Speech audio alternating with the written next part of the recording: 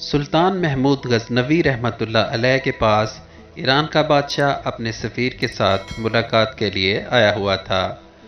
دن سارا سلطنت کے امور پر تبادلہ خیال میں گزر گیا۔ رات کے کھانے کے بعد ایرانی بادشاہ اور سفیر کو مہمان خانے میں آرام کرنے کی غرض سے بھیج دیا گیا۔ سلطان محمود غزنوی رحمۃ اللہ علیہ خود بھی مہمان خانہ میں ہی ایک الگ خیمہ نما کمرے میں ٹھہرے تاکہ مہمانداری میں کوئی کمی نہ رہ جائے۔ تقریباً نصف رات کے بعد سلطان نے اپنے خیمہ کے باہر کھڑے غلام کو آواز دی، حسن! اس نے پانی کا لوٹا اور ہرمچی اٹھائی اور خیمہ میں داخل ہو گیا۔ ایرانی بادشاہ بڑی حیرت سے اپنے خیمہ کے پردہ سے یہ منظر دیکھ رہا تھا اور ساتھ ہی ساتھ سلطان محمود غزنوی رحمۃ اللہ علیہ کے غلام حسن کا باہر آنے کا منتظر بھی تھا، جیسے کوئی سوال اس کو بے چین کیے ہوئے تھا۔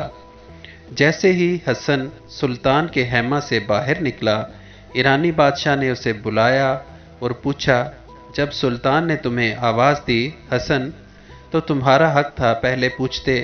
جی کیا حکم ہے آقا؟ تم بنا پوچھے ہی پانی کا لوٹا اور ہرمچی لے کر سلطان کے خیمہ میں چلے گئے۔ ہو سکتا ہے سلطان کو کسی اور چیز کی طلب ہو۔ حسن مسکرایا اور ایرانی بادشاہ کو جواب دیتے ہوئے بولا، حضور، میرا مکمل نام محمد حسن ہے اور میرا سلطان ہمیشہ باوضو رہتا ہے، اور جب اس کا وضو نہ ہو تب ہی مجھے حسن کہہ کر پکارتا ہے، اور میں سمجھ جاتا ہوں اب سلطان کو وضو کے لیے حاجت ہے، جو انہوں نے اسم محمد صلی اللہ علیہ وآلہ وسلم اپنی زبان سے ادا نہیں کیا۔ آج تک میرے سلطان نے بغیر وضو کے مجھے محمد حسن کہہ کر نہیں پکارا۔ اللہ اکبر! یہ تھے وہ ہمارے اسلامی تاریخ کے ہیروز جن کے دلوں میں عشق محمد صلی اللہ علیہ وآلہ وسلم کا ٹھاٹھے مارتا سمندر تھا، اور کافر مشرک ان کا نام سن کر کانپتے تھے۔ جب تک مسلمان بادشاہوں کے ہاتھوں میں قرآن و حدیث اور صوفیاء کا دامن تھا، تب تک ان کا غلبہ بھی تھا۔